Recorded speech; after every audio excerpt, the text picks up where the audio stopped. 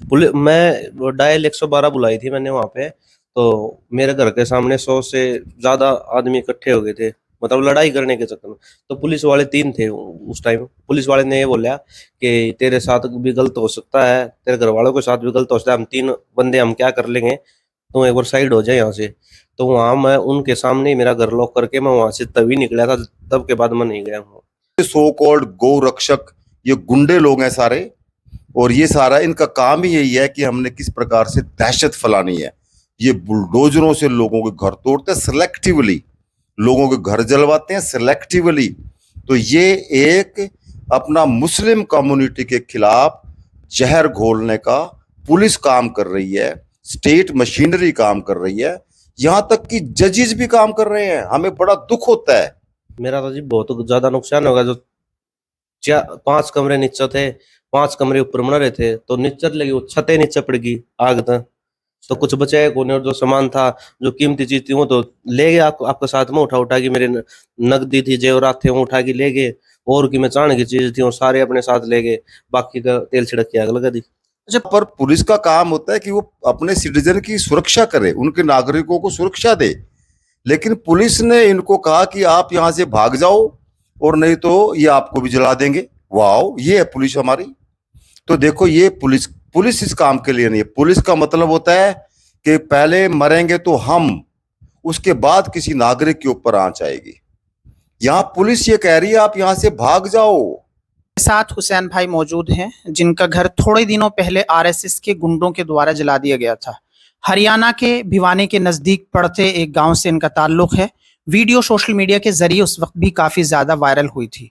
आजकल इनके बच्चे भी भटक रहे हैं और ये खुद भी भटक रहे हैं। इनका घर जला दिया गया है, उनके घर का जितना सामान था वो सारा का सारा सामान जला दिया गया है। आज भी एक महीने से ज्यादा गुजर गया है और ये इंसाफ के लिए दर दर की ठोकरें खा रहे हैं। इस वक्त हाई कोर्ट में पिटीशन डालने की कोशिश की जा रही है कि किसी भी तरीके से इनको इंसाफ मिल जाए, लेकिन वक्त गुजरता जा रहा है। प्रशासनिक कार्रवाइयां लगातार ढीली पड़ती जा रही हैं। जो गुंडे हैं जिन्होंने उस वक्त उत्पाद मचाया था, घर में आग लगाई थी, वो तमाम आजाद घूम रहे हैं और वो लोग जिनका घर जला है वो इंसाफ के लिए दर दर की ठोकरें खा रहे हैं।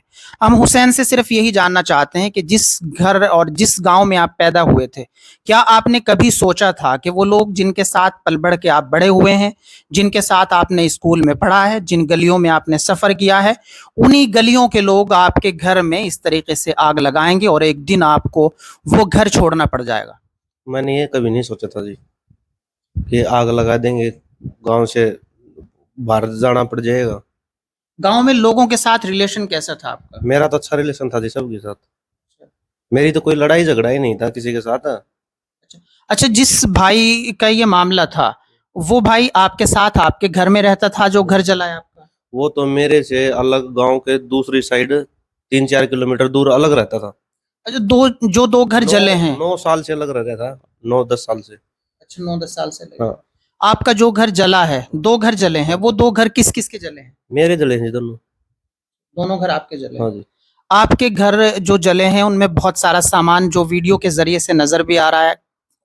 कितना नुकसान आपका हो गया? मेरा तो जी बहुत ज्यादा नुकसान होगा। जो 5 कमरे नीचे थे, 5 कमरे ऊपर बना रहे थे, तो नीचे लगी वो छतें नीचे पड़ गई आग तक। तो कुछ बचाया कोने, और जो सामान था, जो कीमती चीज थी, वो तो ले गए। आपके साथ में उठा उठा के मेरे नकदी थी, जेवरात थे, वो उठा के ले गए। और की मैं चाण की चीज थी वो सारे अपने साथ ले गए। बाकी का तेल छिड़क के आग लगा दी। अच्छा, पुलिस प्रशासन से लगातार आप लोग कांटेक्ट में भी हैं, क्या आपको लगता है कि आपको इंसाफ मिल जाएगा? जिन लोगों ना ने जी, को नहीं मिला। पुलिस प्रशासन कोई कार्रवाई नहीं कर रहा, ना कोई एक्शन ले रहा। उस दिन के बाद एक दिन 7 तारीख में 2 आरोपी ठाए थे, जिसका नाम फायरमैन बाय नेम है।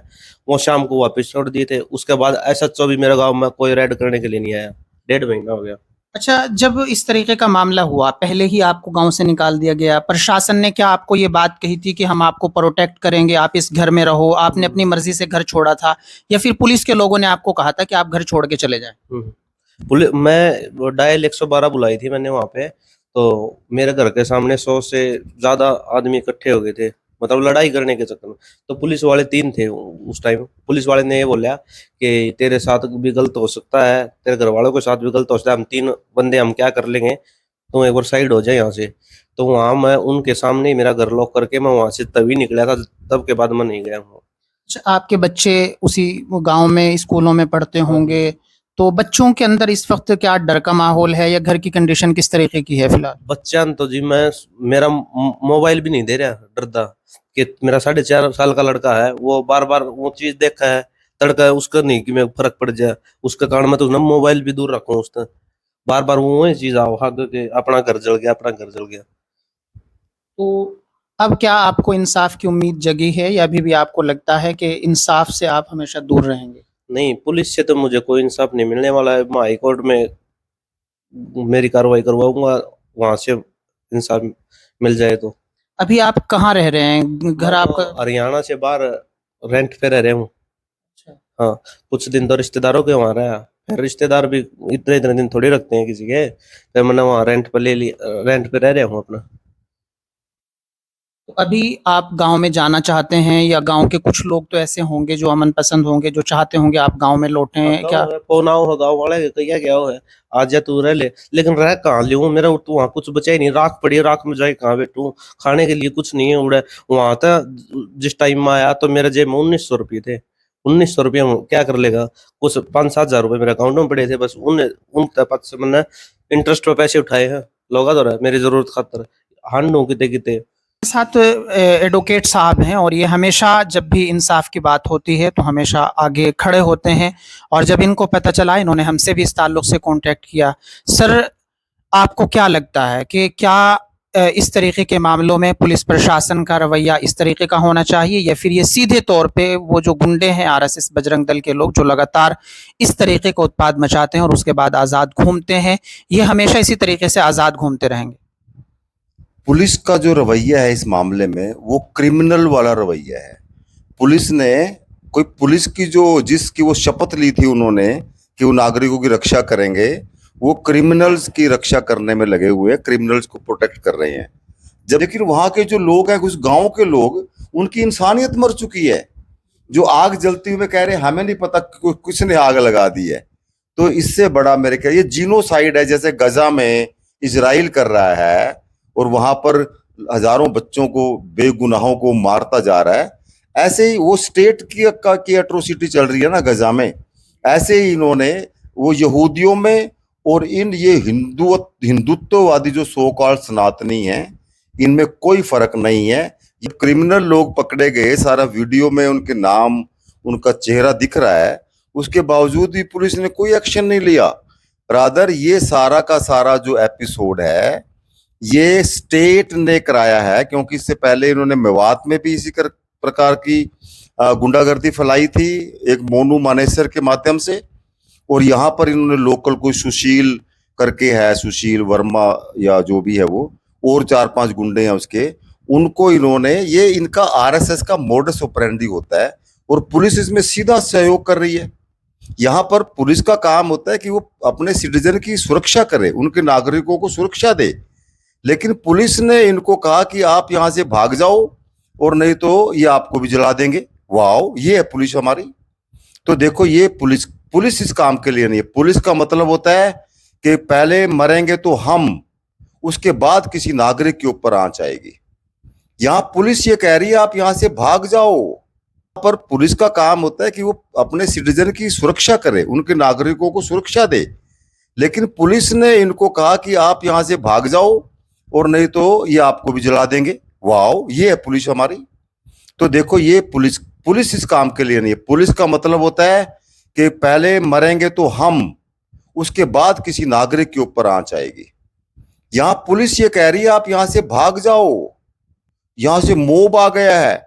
तो ये आरएसएस के जो इनका जो मॉडस ऑपरेंडी है, इस देश को जो बर्बाद करने का, नफरत का जो इन्होंने माहौल पैदा कर दिया है, और जितने भी ये सो कॉल्ड गौ रक्षक, ये गुंडे लोग हैं सारे, और ये सारा इनका काम ही यही है कि हमने किस प्रकार से दहशत फैलानी है।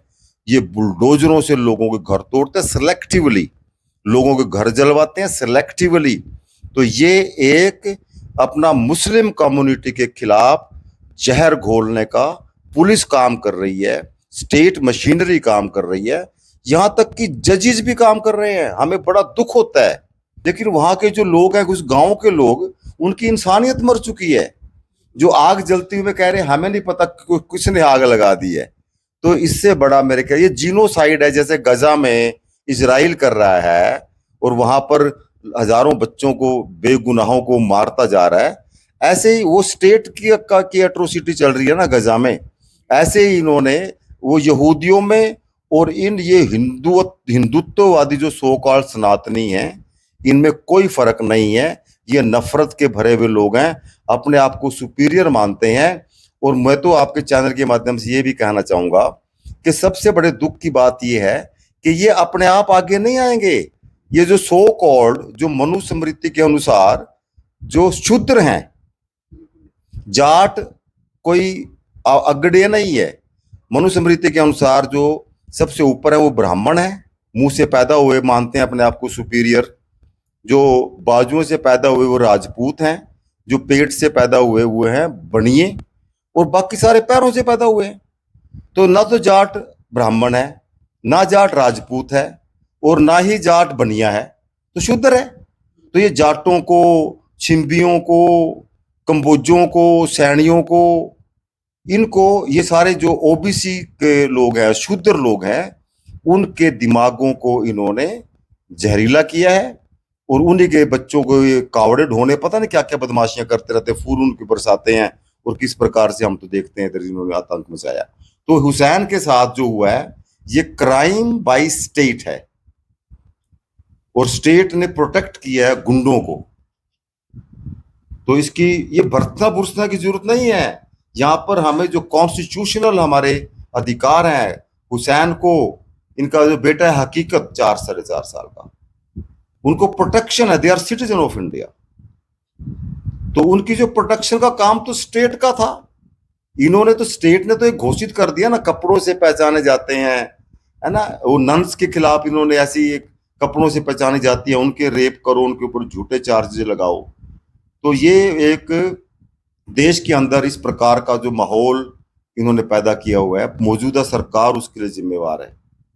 और अभी जो ये सारे के सारे अंदर जाएंगे, देखना आप देखेंगे हुसैन जी, ये जिन्होंने बदमाशियां की हैं, चाहे वो पुलिस वाले हैं, वर्दी वाले हैं, चाहे जितने बड़े बड़े अधिकारी हैं, वो सब अंदर जाएंगे। झूठे आरोप लगाए जा रहे हैं इधर, कोई लव जिहाद, और ये सब ये इनकी मनगढ़ंत कहानी है। तो हम तो संविधानवादी लोग हैं, और हमें तो पूरा यकीन है कि अपना बाबा साहब का संविधान और बुद्ध की शांति, है ना, और जीसस का प्रेम, और मोहम्मद की वो दरिया दिली, और बाबा नानक का वो सबकी एक नूर तो सब जग उपजा, वो हमारी संस्कृति है। यदि कोई केस जाते हैं, यदि वहां पर मोहम्मदन नाम आएगा, उसको इंसाफ नहीं दिया जाएगा उस प्रकार से।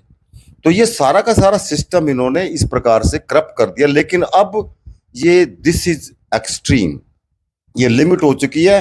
अब लोगों को इसमें खड़ा हो जाना चाहिए।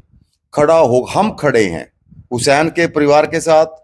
सारा हम ये इस प्रोग्राम को लेके हम सारे एडमिनिस्ट्रेटिव जो ब्रांचेज हैं उनके साथ, उनको पता है। हालांकि इसमें किसी को कुछ करने की आवश्यकता नहीं है, सारे प्रूफ अवेलेबल हैं मीडिया पे, अखबारों में, वहां लोगों में। यहूदियों और ये ब्राह्मणों की जो अपने आप को सुपीरियर समझते हैं, वो हमारी संस्कृति नहीं है। सब लोग एक बराबर हैं, सब लोगों का एक ही अधिकार है, चाहे वो इस देश के जो भी नागरिक हैं, सबको प्रोटेक्शन देना पुलिस का काम था। जहाँ पुलिस फेल हुई है। अच्छा, आपको अभी प्रशासन से किस तरीके की आप एक अपील करना चाहेंगे? जो वहाँ का लोकल जितना भी प्रशासन है, उन्होंने आपके साथ जिस तरीके का अब तक रवैया अपनाया है, आप आगे किस तरीके की उनसे उम्मीद लगाए? 1 महीने से ऊपर हो गया मेरे घर के आग लगाई। मैं एक दिन छोड़ के एक दिन मैं एसएचओ के पास कॉल करता हूँ, सर गिरफ्तारी हुई कोई? नूले भाई कार्रवाई चल रही है। मेरे को यही जवाब मिल रहा है बार बार। अच्छा, जो जिन्होंने आग लगाई वो सारे गाँव में ही है, गाँव में घूम रहे हैं। एसएचओ साहब एक बार भी राइड करने के लिए नहीं आए वहाँ पर। और मैं 1-2 दिन छोड़ के रोज बात करता हूँ। जो आग लगाई ना, उससे 20 मिनट पहले जो सरकारी कैमरे लग रहे हैं ना सारे गांव के बाहर, तो मेरे घर के सामने भी लग रहे थे 2 कैमरे, तो उनके भी लीड निकाल दी गई सरपंच के घर से। अच्छा, हाँ, 20 मिनट पहले के कोई रिकॉर्ड नहीं रह जाए।